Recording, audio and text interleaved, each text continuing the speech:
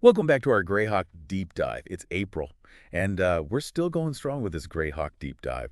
Over 20 episodes in, and we're diving into a whole month of Greyhawk adventure modules. So much material to explore. There really is. Today we're going to crack open Treasures of Greyhawk. Ooh, excellent. You can find a link to the PDF in the video description, so grab it and follow along. This is a collection of mini adventures, each revolving around a unique treasure. So it's not just dungeon crawls, right? I mean, Right. when we look at how each treasure kind of impacts the world, maybe what it says about Greyhawk's factions, its history, and how you can weave these adventures into your own campaigns. Right. And speaking of weaving, the book is structured to give the DM maximum flexibility. There's this handy list of adventures by level, so you can pick and choose the challenges that fit your players perfectly. That's like a Greyhawk buffet. Exactly. Okay. Let's start with an adventure called A Little Knowledge. Just the title alone suggests that information itself can be a valuable treasure in Greyhawk. Definitely. It sets up a really cool premise. Your players are seeking information about a treasure, and they're directed to Gwendolyn, Okay. a gynosphinx residing in the Tower of Rammus. Oh, a sphinx. Now, that's not your typical information broker. What does she demand in exchange for this knowledge? Well, her ideal payment is the location of an androsphinx. Okay.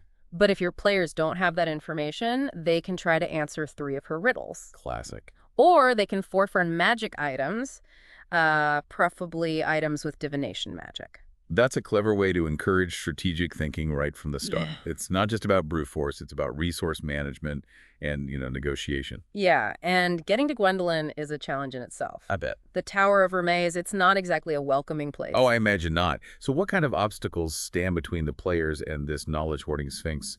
Well, first, they encounter Rowan Darkwood. He's a knight who guards the path. He challenges them to prove their chivalry.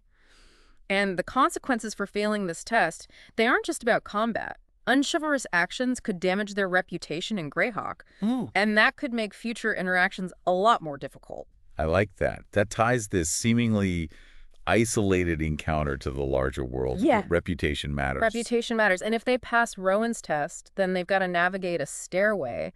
It's lined with these incredibly realistic statues.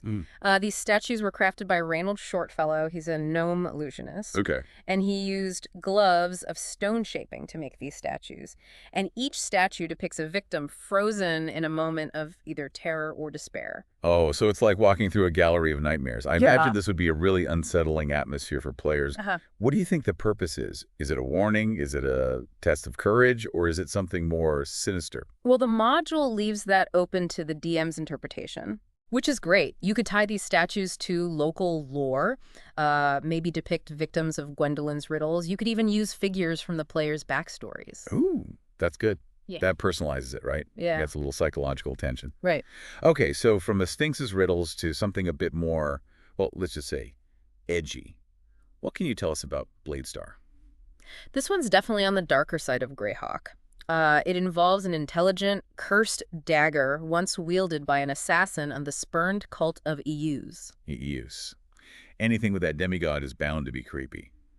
What makes this dagger so special aside from its lineage? It possesses its victims and forces them to strangle themselves. Oh. Yeah, imagine your players have to unravel this unsettling mystery, finding victim after victim who seemingly took their own lives. That's a fantastic hook for an adventure. Mm. How would players even go about figuring out what's going on? Well, there are spells like Know Alignment and Speak with Dead. That could help uncover the dagger's history and its purpose. But the key here is that the dagger itself is on a mission to deliver information to a spy within the Thieves' Guild. So it's not just a cursed weapon. It's a player in the game with its own motives and its own goals. This could easily snowball into a much larger campaign arc. We're talking espionage, betrayal, maybe even a confrontation with the cult of Viois itself. Exactly. And it all depends on how deep you want to go. Ooh, I like that. Let's shift gears a bit and explore something completely different. The Nyogi nest. What's lurking in this nest? We'll get ready for some serious creep factor. We're dealing with the Nyogi here. Okay. They're a spacefaring race with humanoid upper bodies and spider-like lower bodies. Yeah, they've set their sights on gray space with a sinister plot brewing right under Greyhawk City's nose. A slave trading network in gray space. So we're not just dealing with a local threat here. This has interplanetary implications. Right. It's a reminder that Greyhawk is part of a much larger interconnected world. Exactly. The adventure starts with a potential encounter on the Nyogi ship. It's called the Starfarer. Okay. And players might cross paths with Zinthar, a mind flayer, Of course. and Dorian Gallimar, a shady merchant. I love it. If your players survive that, they'll have to journey to the Nyogi cave, guarded by Umber Hulks. Okay. Which leads to a confrontation with the terrifying Great Old A Master. Mind Flayer A&D, a great old master. That's a recipe for some intense encounters. Yeah. But you mentioned the Starfarer earlier. What's so special about it? It's a spelljammer. What? Yeah. If your players manage to capture it, they suddenly have the means to travel to other planets. Oh, Potentially kickstart a whole new campaign beyond Earth. that is a game changer. I can see why this adventure stands out. It's not just about stopping a threat. It's about opening up a whole new world of possibilities for the players. Speaking of possibilities, our next adventure takes us to the Cairn Hills, where a looted wagon and a mysterious map lead to a secret tomb. This one is called the Shroud of Carine. A secret tomb promising a shroud encrusted with emeralds. Who could resist such a prize? But I'm guessing there's more to this adventure than meets the eye. What kind of challenges await those brave enough to seek the Shroud of Carine? Well, this tomb is a puzzle lover's dream. Okay. There are doors sealed with coats of arms, runes that need deciphering, traps that require cunning and strategy to overcome. And there are scrolls with spells scattered throughout. Okay. The module really emphasizes problem solving and the creative use of magic. So it's not just about hacking and slashing your way through. You got to use your brain as much as your brawn. Yes. What about this Lady Carine? What's her story? That's where this adventure really shines. It's not just about obtaining the shroud, it's about uncovering the truth behind Lady Carine's fate. She was a noblewoman who met a tragic end, and her tomb is filled with clues about her life and the circumstances surrounding her death. Intriguing. It sounds like there's an emotional depth to this one. It's not just about collecting loot. It's about piecing together a story. Maybe even finding a way to right a past wrong. All right. Okay, from a secret tomb to a barbarian princess with a thirst for power. Tell us about the Helm of Selnor. All right. The Helm of Selnor. This one features a fascinating character, Vestra, a barbarian princess. Okay. She was banished from her clan and seeks to reclaim her birthright. And the Helm of Selnor is key to her plans. It grants its wearer a +1 bonus to AC, Okay. which is handy in combat. Sure. But the truly fascinating part is the unique charm spell that it bestows upon Vestra. A charms, but I'm guessing it's not the make someone like you kind of magic. Yeah. What does this charm do? It transforms victims into boisterous barbarians recognizable by their purple eyes. Oh, no. Yeah, and it's incredibly difficult to break. It can only be dispelled by dispel magic or a limited wish. Wow, so she could potentially amass an army of loyal, albeit slightly intoxicated barbarians with this helm. That could have some serious repercussions for Greyhawk's political landscape. Imagine the chaos. Right. It's not just a magic item. It's a potential tool for upheaval and change. And the adventure really highlights the strategic implications of charmed opponents. Ooh, this one sounds like it has potential for some truly epic encounters and maybe even some moral dilemmas. Yeah. All right, from a barbarian princess seeking power to a legendary wizard's magically protected home. What can you tell us about Bigby's modest home? Bigby's modest home. This adventure revolves around the deceased wizard Bigby, and it's less about facing him directly and more about navigating his incredibly intricate security system. Remember, this is the wizard who created those iconic hand spells, Wow. so you know he's going to be creative. I am picturing something completely over the top. What kind of defenses did Bigby cook up? Well, he starts with a silencing hand effect around the entire house. The whole house. So right away, your players will have to rely on their non-magical skills. Clever.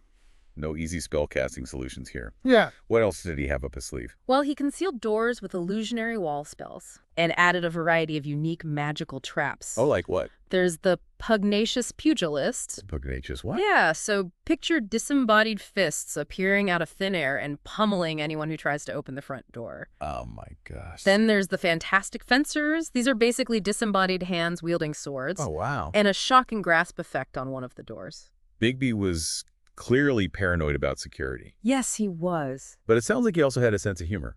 Any other quirky details about his home? Absolutely. The whole house is lit by a continual light effect. And he even had magical waste disposal. Really? No plumbing for this wizard. And to top it off, shatterproof windows. Shatterproof window. It's all about control. Bigby wanted complete control over his environment, even down to the most mundane details. What a fascinating glimpse into the mind of a legendary wizard. It sounds like this adventure is as much about understanding Bigby as it is about overcoming his defenses. Yeah, and speaking of defenses, the quirkiest part, there's a construction crew that magically appears and repairs any damage to the house, even during combat. That's fantastic. Talk about a dedicated maintenance team. So what treasure lies at the heart of this magically fortified home? It's a treasure trove of magic items, hidden away in a secret room. But there's a really fascinating twist. Among Bigby's possessions, there's this blue crystal containing a sample of his flesh. Whoa. So there's the possibility of cloning Bigby. That could have major implications for Greyhawk. Imagine the power struggles that could erupt if someone managed to bring back this legendary wizard. Yeah, it's a potential game changer for sure. Bigby's modest home is more than just a dungeon crawl. It's a glimpse into the legacy of a powerful wizard and a springboard for countless campaign possibilities. Okay, we've already covered so much ground. I'm starting to see why Treasures of Greyhawk is considered such a classic collection. And we've only just scratched the surface. There's so much more to explore. From sinister jungles to the heart of Greyhawk City itself. I can't wait. But before we dive into those adventures, let's take a quick break. We'll be right back with more Treasures of Greyhawk. Welcome back to our Greyhawk Deep Dive. Ready for more Treasures of Greyhawk? Absolutely. I'm still trying to wrap my head around Bigby's booby-trapped house and that cloning possibility. High stakes. What other adventures are waiting for us? Well, let's journey to the Immediate Jungle for Terror in the Tropics. Okay. It offers a mix of mystery, exploration, and a dash of social commentary. Ooh, the Medio Jungle. Not a place for the faint of heart. What kind of terror are we talking about here? The adventure kicks off with a request from the Prince's Monmerg. 2 settlements have vanished. Oh, no. And he suspects the native tribes are responsible. Plays on those prejudices that often exist in Greyhawk, you know? Yeah, there's a layer of xenophobia there right from the Right. start. That's interesting. Does the adventure challenge that prejudice? It definitely provides the opportunity. The prince is open to the possibility that something else is going on, but he needs proof. That's where the players come in. Makes sense. They're tasked with investigating the disappearances and uncovering the truth. So if it's a classic mystery set in a dangerous and exotic environment, what kind of challenges might the players face in the Immediate Jungle? Think dense rainforests, treacherous swamps, hidden ruins, and encounters with all sorts of creatures. Like what? Well, there's the Kuel. It's this winged serpent with celestial ties whose allegiance could be invaluable to the party. Okay. But then you've also got a giant constrictor snake. Not exactly subtle, but definitely a threat. Yeah, beauty and brawn. Anything else lurking in this jungle? The Yuan-Ti have established this hidden city beneath the jungle, and they aren't exactly friendly towards outsiders. Yuan-Ti, always up to no good. Hmm? I'm sensing this adventure has the potential to become something much bigger than just finding some missing settlers. You're catching on. There are hints of a deeper, more disturbing agenda at play. One that could have repercussions beyond the Immediate Jungle. And then there's the native tribe. Caught in the middle of all this, players could ally with them, oppose them, or even find themselves tangled in a complex web of alliances and betrayals. That's what I love about Greyhawk. It's never black and white. Oh, Always shades of gray, moral complexities, unexpected twists. Speaking of twists, let's move from the jungle to the heart of civilization Monmerg. To be exact, for an adventure called On the Town. What intrigue awaits in the city streets? ooh, this one is less about dungeon crawling and more about political thriller. Espionage, assassination plots, high-stakes social encounters, think that sort of thing. Ooh, a Greyhawk political thriller. Yeah. I'm in. What's the central conflict? It revolves around Jeon II, the Prince of Monmerg. He's become the target of assassins Okay. from a sect of Nerul, the god of death. Nerul. Now that is a serious threat. What makes the prince such a juicy target for these death-obsessed fanatics? Well, the adventure hints that Jeon II has the potential to restore a lost faith and purge the land of evil. And that is something Nerul's followers would definitely want to stop. Exactly. So it's a battle of good and evil playing out on a personal and political level. Who are some of the key players that the party might be dealing with? You've got William of the Axe. He's this retired adventurer. Okay. But secretly, He leads the assassination plot from his seemingly innocent inn, Ooh, hiding in plain sight. called the Weary Traveler. Then there's Serval. He's this charismatic priest of Nerul who might be more powerful and influential than he first appears. I love it.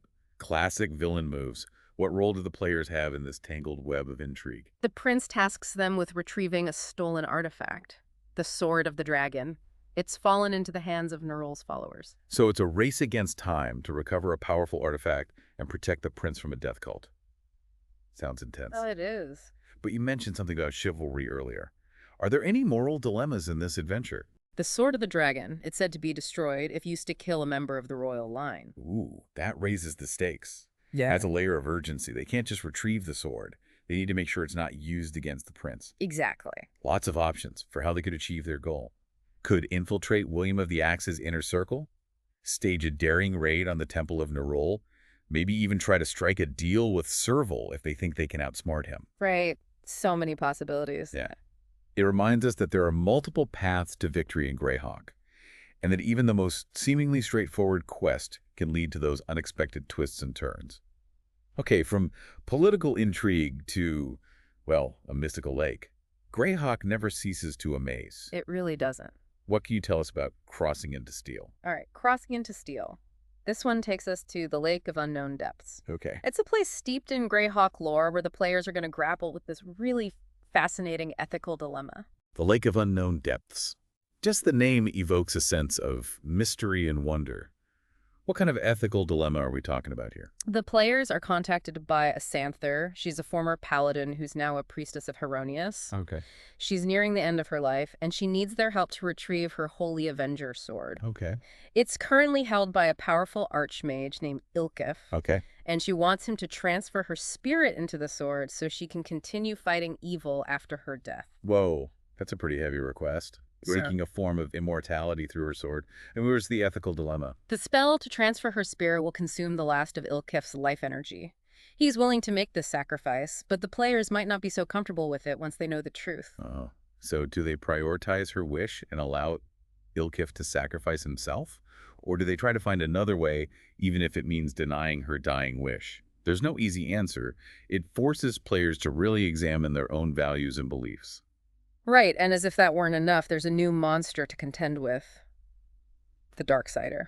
A being from the negative material plane that feeds on fear and anxiety. The negative material plane. That sounds terrifying. What makes the Darksider so unique? It manifests as a ghostly reflection of its victim, Okay. embodying their deepest fears and insecurities. Oh. It attacks not just physically, but psychologically, projecting thoughts, emotions, manipulating victims, turning their fears against them. That's amazing. It's not just fighting a monster. It's about confronting your own inner demons.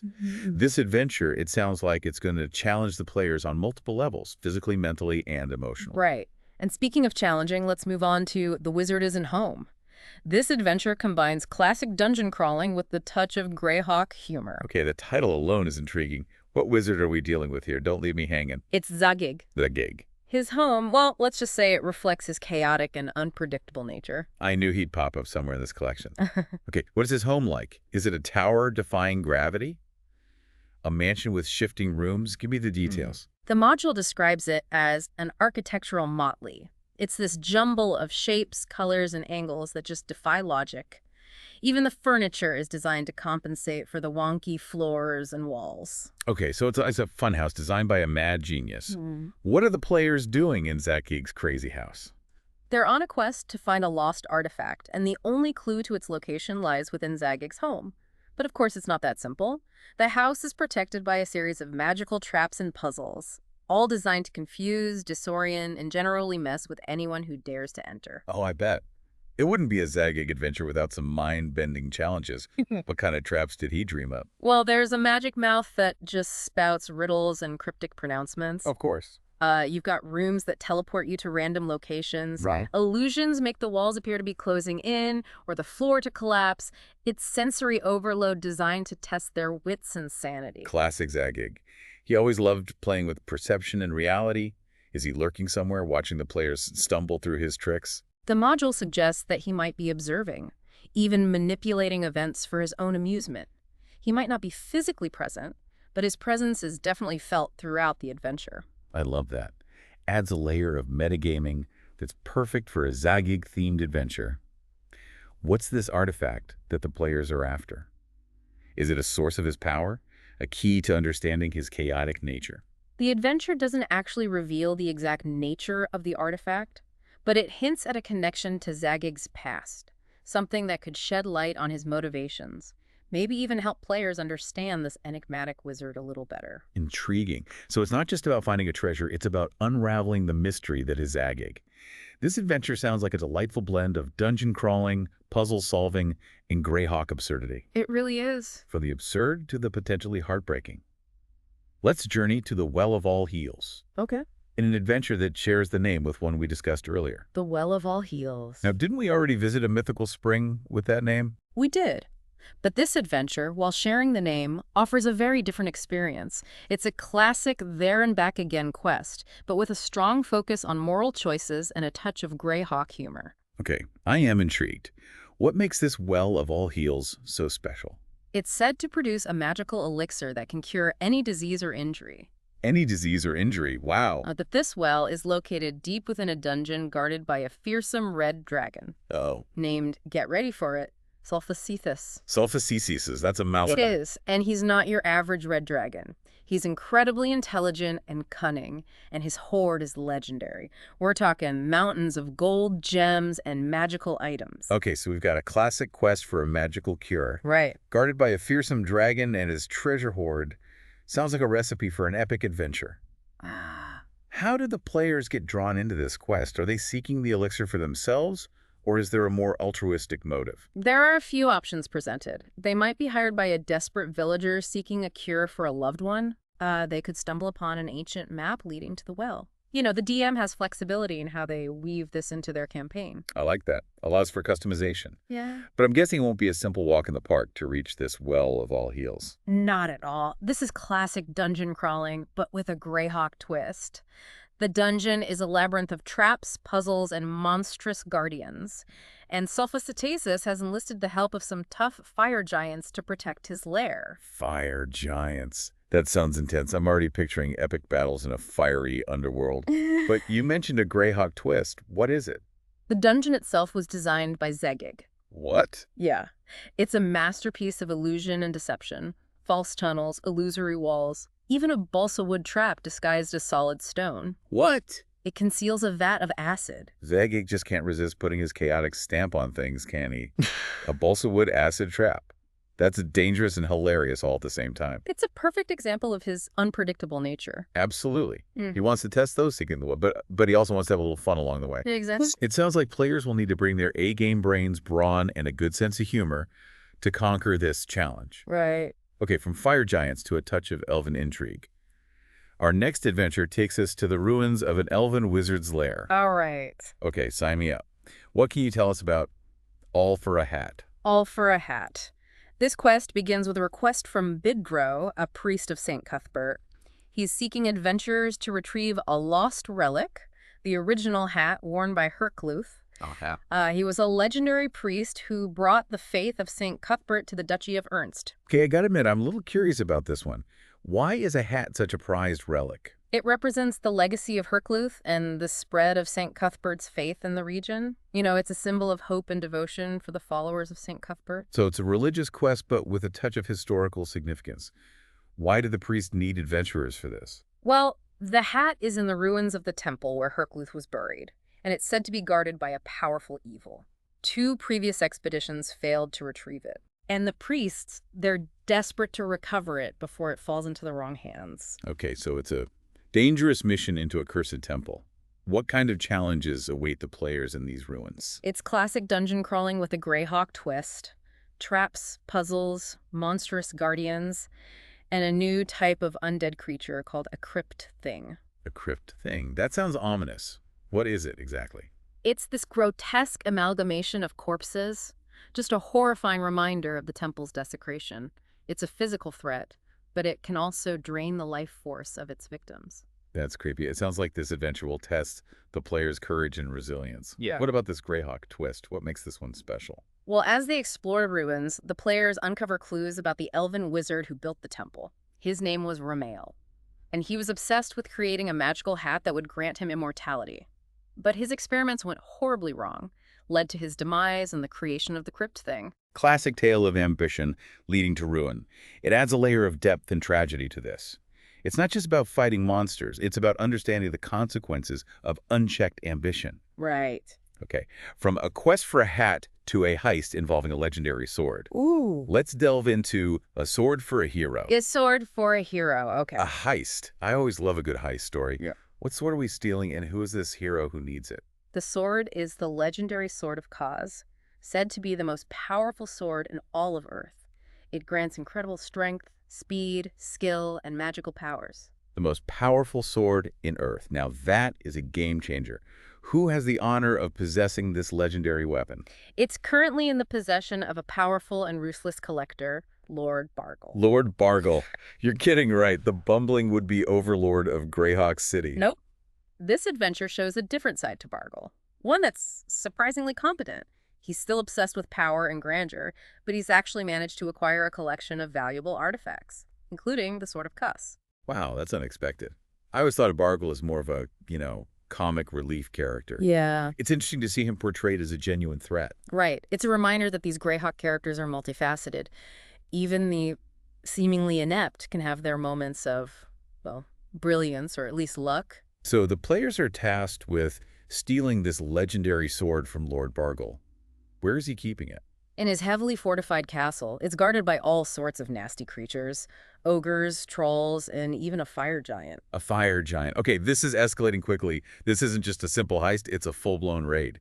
But you mentioned chivalry. What are the moral considerations here? Lord Bargle is holding a group of prisoners hostage. The players have a choice. Prioritize retrieving the sword and leave the hostages to their fate, or risk their lives in the mission to save them. Ooh, that's a tough one. It really highlights the difficult choices adventurers often have to make. Do you prioritize the greater good, or act with compassion, even if it means jeopardizing your mission? Exactly. It's a decision that could have lasting repercussions, both for the players and the world around them. Speaking of repercussions, our final adventure in Treasures of Greyhawk takes us to the stars. Ooh, the stars. For a story that blends science fiction and fantasy, Face of Zenus. Science fiction and Greyhawk. Okay, I am definitely curious about this one. What's going on in Face of Zenus? It begins with this mysterious object falling from the sky and landing near Greyhawk City. Imagine this large metallic sphere covered in these strange markings, emitting an eerie hum. Oh, that sounds creepy. I can only imagine the rumors that would be swirling through the city. And naturally, the Circle of Eight catches wind of this strange event. They detect this powerful magical aura emanating from the sphere, Okay, and they task the players with investigating it. Circle of Eight. Whenever they get involved, you know things are about to get interesting and probably dangerous. Absolutely. And they're not wrong to be concerned. The players soon discover that the sphere isn't just an object, it's an entity. An incredibly powerful and ancient one known as Zenus. Zenus, what kind of entity are we talking about here? Is this a god, a demon, something completely alien? Zenus is a being of pure energy and consciousness, a traveler from another dimension, trapped within this sphere for eons. Its goals are as enigmatic as its nature. It might help the players, or it might manipulate them for its own purposes. So there's a strong element of role-playing and diplomacy involved here. Absolutely. Players will have to be careful about how they interact with this powerful being. Right. The stakes are high. As the players delve deeper into Zenus's story, they uncover clues about a cosmic threat that could endanger all of Earth. A powerful, world-devouring entity known as the Devourer. The Devourer. Okay, that sounds terrifying. How does Zenus factor into all of this? Well, it's not clear, but the Yeah. adventure suggests that Zenus might have the knowledge or the power to stop the Devourer, or even unleash it upon Earth. The players are caught in the middle of this cosmic conflict, and their choices could determine the fate of the world. Whoa, so it's not just a dungeon crawl or a treasure hunt. It's a battle for the survival of Earth against a cosmic threat. Right. And to make matters even more complicated, there's a group of cultists who are trying to exploit Zenus's power for their own nefarious purposes. They're fanatically devoted to the Devourer, and they will stop at nothing to summon it to Earth. Cultists. There are always cultists lurking in the shadows, ready to bring about the end of the world. Always. It's a race against time to prevent a cosmic catastrophe. Face of Zenus is a fantastic example of how Greyhawk can seamlessly blend genres, from classic fantasy to science fiction, cosmic horror, even a touch of political intrigue. Yeah, it's a reminder that Greyhawk is more than just swords and sorcery. It's a world where anything is possible, where ancient magic meets those cosmic forces, and the fate of the world hangs in the balance. Okay, we've seen a lot of possibilities in this deep dive into Treasures of Greyhawk, an amazing collection of adventures that offers something for everyone. We're not done yet. We still have a few more treasures to uncover, including a return to a familiar name, the Well of All Heals, but with a completely different twist. All right, I'm ready for more. Let's dive back into the world of Greyhawk and see what other surprises await us. Welcome back to our Greyhawk deep dive. We're wrapping up our exploration of Treasures of Greyhawk, and we've got some truly wild adventures to come Yeah, in. you do. From cosmic entities to fire giants and some familiar faces. Speaking of familiar faces, you mentioned another Well of All Heals adventure. Didn't we already cover that one? We did, but this one, while it shares the name, it takes a very different approach. It's your classic there and back again quest for a legendary healing elixir hidden deep within a dungeon, but with a few Greyhawk twists, of course. Okay, I'm intrigued. Every good quest needs a proper guardian. What stands between the players and this well mill? It's a fearsome red dragon. This time, his name is Sulfaciatasis, and he's not your average fire-breathing behemoth. This dragon, he's cunning, he's intelligent, and he's amassed a treasure hoard that would make a king drool. A treasure-hoarding dragon. That's a classic fantasy trope, but I'm sure Greyhawk puts a unique spin on it. Oh yeah, absolutely. The adventure, it doesn't specify the exact contents of Sulfaciatasis' hoard, but it hints at a collection that would make even the wealthiest kings envious. Mountains of gold, sparkling gems, and of course, powerful magical items. Sounds like the reward is as enticing as the challenge is daunting. How might players even get involved in this quest? Are they seeking the elixir for themselves, or is there a more altruistic motive? The adventure offers a few options. They might be hired by a desperate villager, someone needing the elixir to cure a loved one. Or maybe they stumble upon an ancient map leading to the well. Really allows the DM to tailor the quest's introduction to fit their campaign. I like that flexibility. Mm-hmm. But a dragon's lair isn't exactly known for being accessible. What kinds of obstacles are the players going to encounter? This adventure leans into that classic dungeon crawling, but with a Greyhawk twist. Picture a labyrinthine dungeon, filled with deadly traps, mind-bending puzzles, and of course those monstrous guardians protecting Sulfacitas's treasure. Yeah, so it's not just about facing the dragon. It's about surviving that gauntlet leading up to that epic confrontation. What kind of traps are we talking about? Anything particularly devilish? You've got the classics, spike-filled pit traps, collapsing ceilings, rooms that release poisonous gas when you trigger a pressure plate. But there's also that uniquely Greyhawk twist to some of these traps. Well, do tell. Yeah. What kind of Greyhawk flavor are we adding to the dungeon? The dungeon itself was designed by Zagig. Zagig, of course. It wouldn't be a true Greyhawk deep dive without at least one appearance by the Mad Archmage. He's incorporated false tunnels, illusory walls, my personal favorite, a balsa wood trap disguised as solid stone that conceals a vat of acid. Oh, that is so Zagig. He is essentially playing a prank on anyone foolish enough to seek the Well of All Heals. What about the dungeon's guardians? Who else is protecting Sulfacitas's treasure? Sulfacitasis isn't one for sharing, so he's enlisted the help of some fierce fire giants. They're incredibly strong and tough, wielding flaming swords and axes. Makes for some truly epic battles. Fire giants and a Zagig-designed dungeon. Sounds like players are going to need brains, brawn, and a healthy dose of luck to survive. It's not just about brute force, is it? No, Zagig's involvement adds a whole layer of psychological challenge.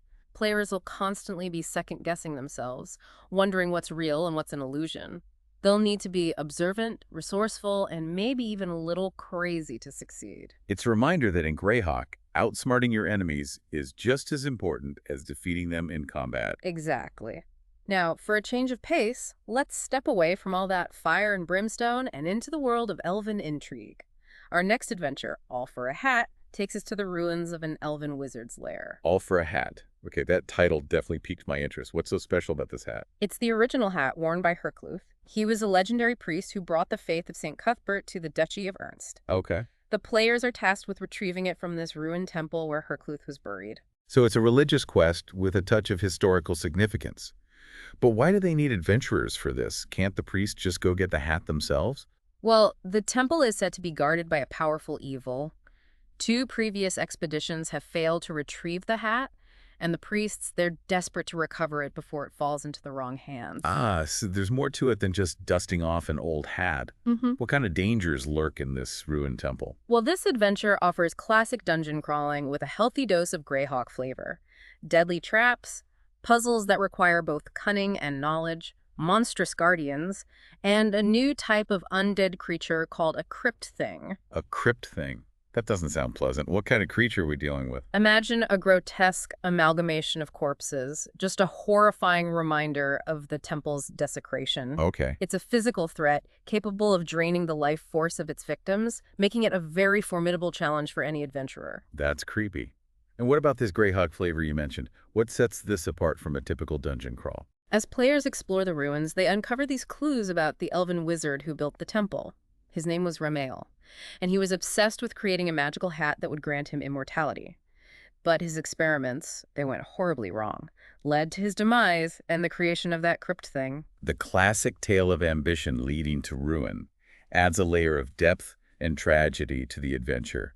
It's not just about fighting monsters and retrieving a relic, it's about understanding the consequences of unchecked ambition. Exactly. All for a hat is a reminder that even the most straightforward quest can have these unexpected depths and profound implications. Now let's shift gears again and delve into a heist with a touch of chivalry. A sword for a hero. Oh, a heist. I do love a good heist story. What sword are we stealing and who's the hero who needs it? This sword is none other than the legendary Sword of Kaz. Said to be the most powerful sword in all of Earth, it grants the wielder incredible strength, speed, skill in combat, along with a plethora of magical abilities. The most powerful sword in Earth. Now that is a game changer. Who has the honor of possessing this legendary weapon? It's currently in the hands of a powerful collector, Lord Bargle. Lord Bargle. Wait, seriously. The bumbling wannabe overlord of Greyhawk City. Yep. This adventure portrays a slightly different side of Bargle. He's still obsessed with power and grandeur, but he's actually managed to acquire a collection of valuable, powerful artifacts, including that Sword of Kaz. You know, it's a reminder that even the most seemingly inept villains can have their moments of brilliance, or at least luck. Yeah, that's an interesting twist. So the players are tasked with infiltrating Bargle's stronghold and stealing this legendary sword.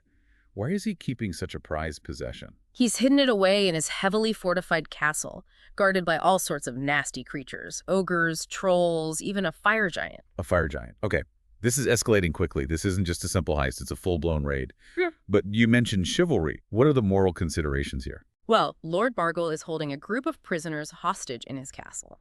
And the players have a choice. They can prioritize retrieving the Sword of Kaz and leave those hostages to their fate, or risk their lives and the mission to try and save them. Oh, that's a tough call. It really highlights the difficult choices adventurers often face. Yeah. You know, do they prioritize the greater good, or do they act with compassion, even if it means jeopardizing their mission? Exactly. It's a decision that could have lasting repercussions, both for the players and the world around them. Speaking of repercussions, our final adventure in Treasures of Greyhawk takes us to the stars for a story that blends science fiction and fantasy.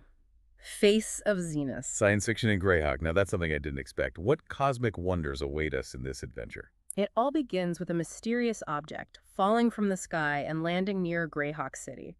Picture a large metallic sphere covered in these strange markings, emitting an eerie hum. Okay, I'm picturing something straight out of a classic sci-fi movie. What is this mysterious object? It's not just an object, it's a being. An incredibly powerful ancient entity known as Zenith. Zenith. What kind of being are we talking about? A god, an alien, something beyond our comprehension? Zenith is a being of pure energy and consciousness.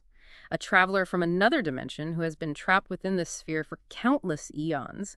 Its goals are as mysterious as its nature. It might seek to help the players, or it might try to manipulate them for its own purposes. So there's an element of uncertainty and danger in dealing with this powerful entity.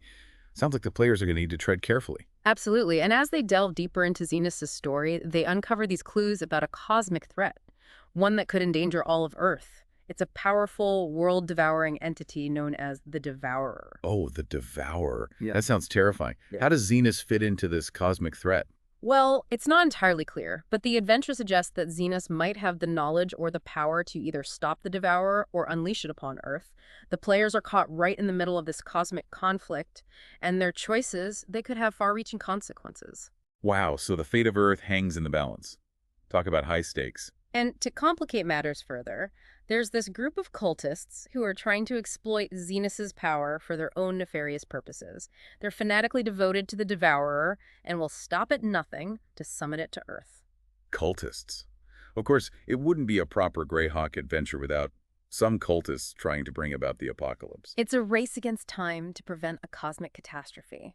Face of Xenos is such a fantastic example of how Greyhawk seamlessly blends genres. You have classic fantasies, science fiction, cosmic horror, even that touch of political intrigue. Yeah, it's a reminder that Greyhawk is more than just swords and sorcery. It's a world where anything is possible, where ancient magic meets cosmic forces and the fate of the world hangs in the balance. Exactly. And Treasures of Greyhawk provides such a fantastic playground for players and DMs to explore all these possibilities. It's a collection of adventures that offers something for everyone, whether you prefer those classic dungeon crawls, political thrillers, or cosmic horror stories.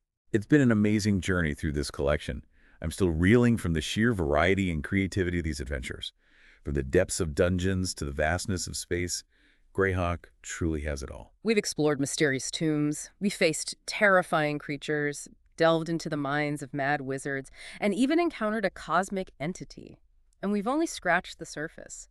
There are so many more stories to tell, treasures to uncover, and adventures to experience in this world of Greyhawk. It's a reminder that Greyhawk is this living, breathing world, constantly evolving and expanding through the imaginations of its fans. What treasures would you create for Greyhawk? What challenges would you set for your players? What stories would you tell? We'd love to hear your thoughts. Share your ideas in the comments below. Let's keep this Greyhawk conversation going. And don't forget to like, subscribe, and ring that bell for more Greyhawk deep dives. We've got a whole month of Greyhawk goodness ahead of us, culminating in our grand finale. We can't wait to share it with you. Until then, may your adventures be filled with treasure, triumph, and a touch of Greyhawk magic.